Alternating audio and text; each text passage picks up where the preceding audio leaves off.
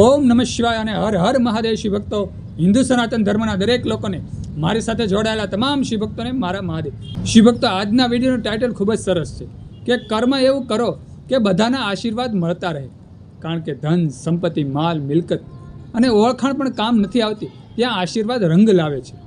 શિવ ભક્તો, તમે જોતા હશો, ઘણા લોકોના જીવનમાં તમે જોતા હશો કે માલ, મિલકત, ગાડી, બંગલા બધું હોય, પણ ઘરમાં અતિશય કંકાસ હોય, કજિયો હોય.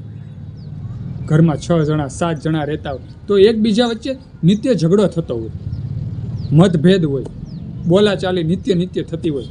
ઘરમાંથી અતિશય એમ કહેવાય કે કંકાસનો અવાજ આજુબાજુવાળાને પણ ખબર પડી જાય, આવો કંકાસ થતો હોય.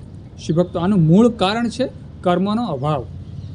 જ્યારે આપણા જીવનમાં કર્મનો અભાવ હોય ને ત્યારે આવા દુઃખ આવે છે, ત્યારે આવી રીતે ઘરમાં મતભેદ થાય છે, એક મતે કોઈ રહી નથી શકતું. શિવભક્તો, આ કર્મનો અભાવ છે.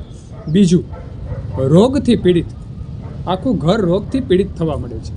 જ્યારે આપણા જીવનમાં કર્મનો અભાવ હોય ને ત્યારે આખું ઘર રોગથી પીડિત થઈ જાય છે.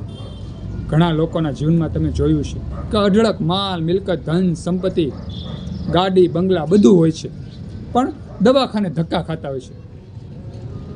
દવાથી આખું ઘર ભરાઈ ગયું હોય છે.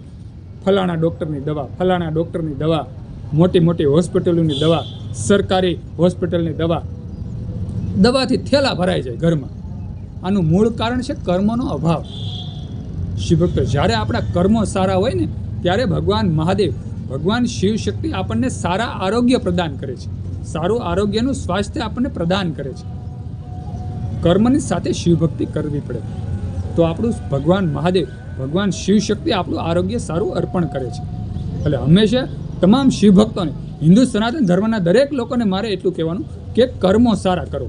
સારા કર્મો છે તે શિવ ભક્તિનું એક સ્વરૂપ જ છે.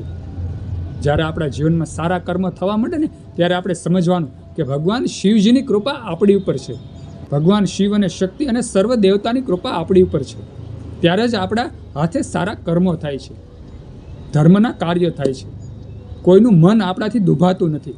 આવું જ્યારે થવા માંડે ને ત્યારે સમજવાનું કે કોઈકની કૃપા, કંઈક પરમ શક્તિ પરમાત્માની કૃપા આપણી ઉપર છે.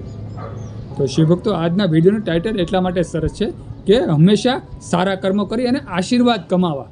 માલ, મિલકત, ધન, સંપત્તિ તો આખી દુનિયા કમાય જ છે, પણ કોઈકના આશીર્વાદ આપણે કમાવા, જેથી કરી અને આપણું ભવિષ્ય સારું નિર્માણ થઈ જાય. ભવિષ્યમાં ક્યારેય રોગ દરિદ્રતા આપણા ઘરમાં ન આવે, આપણી કાયામાં ન આવે, ક્રોધ આપણા ઉપર હાવી ન થઈ જાય, આપણા મગજમાં અતિશય ક્રોધ ન આવે, ઘરમાં કંકાસ ન આવે. શિવભક્તો, આવા જે અમુક ગુણો છે, આવું અમુક ઘડતર છે ને તે ઈશ્વર કૃપાથી થાય છે. તે કાંઈ પૈસાથી, ધન સંપત્તિથી ખરીદી નથી શકાતું.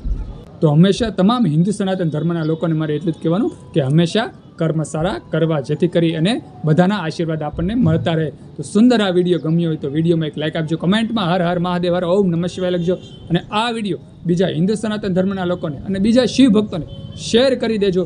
બધા શિવ ભક્તોને, હિન્દુ સનાતન ધર્મના લોકોને મારા હર હર મહાદેવ, હર અને ઓમ નમઃ શિવાય.